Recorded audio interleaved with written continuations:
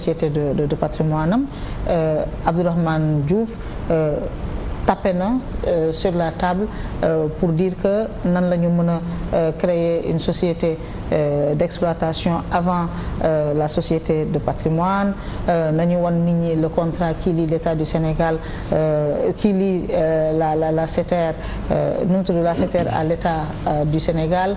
Il y a une nébuleuse mu pare affaire bi et ça c'est un avis partagé par des membres de l'opposition. Pourquoi ñu war a jël suñu patrimoine terre di ko joxaat une société étrangère mu war a exploiter. xam nga à mon avis souvent on développe des complexes ci loo xam ni jaru ko ça c'est la première chose. On parle de chemin de fer et on parle d'un train électrique gëmuma ni ba terre bi di am Sénégal am nañu capacité defar wala gérer lu mel nii. Mais vous n'avez pas eu 6 ans aussi pour former les Sénégalais. Attends maa ngi ñëw. Pour vous imprégner. Attends maa ngi ñëw. Da nga tudd SETER tudd ma wax la ci li nga xam ni SENTER ma wax la ci li nga xam ni xam naa ko.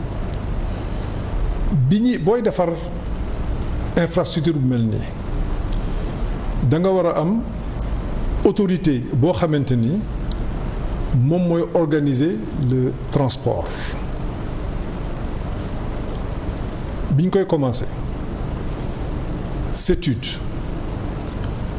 APIX ak une société française boo xam ne daf koy def signer contrat pour conseiller le gouvernement gis nga terre bi lu bari waxuñu ko ci le gouvernement fait tout a tout fait pour que mu transparent pour que ñu préserver les intérêts du Sénégal gis nga appel d'offre bi ñu ko jotee ci jamono jooju jëli nañu ay cabinet canadien pour ñu ñëw xoolal ñu les modélisations financières jëli nañu ay cabinet anglais jëli nañu ay cabinet suisse parce que li ñu teeloon président c'est la meilleure technologie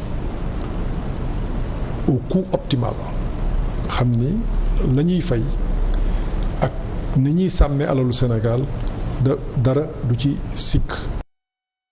xam naa ni débat yu mel nii xam nga c'est aussi un homme de vision.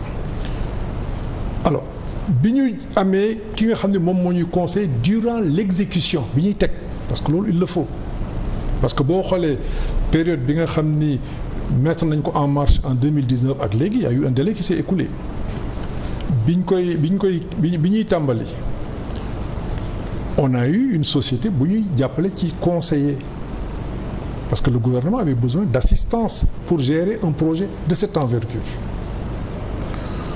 bi ñu demee ba confirmer société bi ci la ñu créé SENTER mën nga ma ne pourquoi joxuñu ko CETUD. CETUD mooy organiser mooy réguler le secteur du transport urbain. Mais CETUD seen compétence Dakar la yem dee bi Dakar lay tekki train bi day dem ba aéroport région de Thiès la moo tax ñu créé la SENTER qui est une entreprise qui appartient à 100%. Maintenant SENTER defal délégation contrat de gestion la boo duggee fii immeuble yu bari contrat de gestion la ki moom immeuble bi ak ki koy gérer du benn hôtel yi nekk fii hôtel yu bari contrat de gestion la maintenant le gouvernement commence avec la SETER ñoom ñoo recruter parce que il faut que train bi dox ci anam bi nga xam ni moom la ñuy doxalee train yi ci adduna bi yëpp compétence yooyu nag amu fi da gën a xeer la am naa chance su nekk directeur des impôts puis directeur général bi ngay présenté léegi amul Sénégal. ku mën a doxal une société d'exploitation. bu ñu xam pour un projet ferroviaire. bu ñu xam xanaa ku tëju sa biir nekk di am sa cabinet nekk dans l'informel peut-être loolu am na ku ñu xam amu fi. waxuma nag ku nekk ci biir këram yor clavier ne expert la mais koo xam ne yaa ngi koy exercer et c'est normal parce que amul woon Sénégal et c'est normal amul woon Sénégal. alors mënuñu woon am schéma boo xam ne ñi nga xam ne dañuy ñëw di ñu prêter main forte muy ñi am expérience bi dañuy yor li nga xam ne moom mooy l'expertise technique. Oh. Et que les Sénégalais di gis ay Sénégalais parce que y a une chose boo xam ne dafay c'est-à-dire SETER affaire bi dafa bëri tubaab. non SENTER et loolu mën na loolu moo nekk di raviver un sentiment nationaliste. C'est-à-dire ñoom mën nañu indi expertise technique bi former le personnel technique sénégalais préparer transition bi. mais loolu la ñuy def mais est-ce qu'ils sont obligés d'être aux avant-postes? non loolu la ñuy def. waaw mais est-ce qu'ils sont obligés d'être aux avant-postes? attends loolu la ñuy def c'est-à-dire que SENTER ñun la ñoo ko moom à 100%. waaw SETER.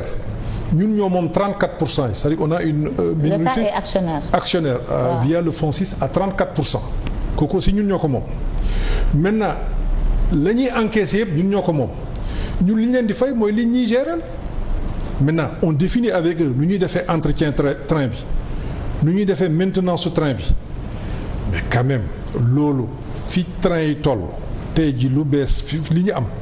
mais il faut que quand même mu am ñu gunge benn at ñaari at bu juróomi at. d'accord dañuy gunge expertise baa ngi fii parce que train bi y a beaucoup plus de 1000 jeunes sénégalais yoo xam ne gis nañ leen rompus à la tâche c'est vraiment une fierté de voir des jeunes conduire les trains s'occuper de ce projet là mais ñoom mënoon nañu nekk expertise technique. non. Pourquoi ils sont obligés d'assurer le lead. Le lead, au niveau de la SETER. Tu connais le directeur général peut-être tubaab tu connais le directeur général mais personnel bi fa nekk ingénieurs yi ñëpp ce sont des Sénégalais qui vont prendre la relève demain attention. Non, ils ont recruté 1000 Sénégalais. Il y a Stéphane Bolland. Il est président. Il y a Frédéric Bardenet. Il est directeur général. Voilà, ça bu ñu xoolee image du terre bi aujourd'hui on les voit aux manettes. Ils ne sont pas obligés d'être aux manettes. Non, un directeur général, il a une fonction d'encadrement, de management parce qu'ils ont aussi leurs responsabilités. Attention. C'est un train qui peut rouler à 160 km/h, c'est du courant 25 000 volts. Mi ngi doog a tàmbali. Ils ont leurs responsabilités parce que aussi le gouvernement ne va pas signer uniquement un contrat avec des gens yoo xam ni seen yoon nekku ci ëllëg ak si biir ñu am fii musiba et puis on engage leurs responsabilités. Non, ils ont besoin aussi de savoir, de suivre et de travailler avec les Sénégalais qui sont là. Ci ban niveau la ñu nekk contrat d'affaires marge. Non, contrat de gestion là. En tout cas, ce que j'ai lu. Est-ce que le contrat a été signé? Ça, je ne peux pas te donner la réponse exacte aujourd'hui. Pourquoi le contrat n'est pas mis à la disposition du? Mais ça sera fait en temps utile. Mais ça sera fait. Fii le contrat mënoo ko nëbb. Le gouvernement le fera bu waxtu wi jotee. Aujourd'hui, le train vient à peine de démarrer. Les gens sont sur les réglages. Il y a eu ces jours de gratuité et maintenant ils vont finaliser, stabiliser. Xam ci yan anam la ñuy liggéey ak ñoom mais rassurez-vous, les intérêts du Sénégal vont être préservés. Ils vont être sauf comme ils l'ont été tout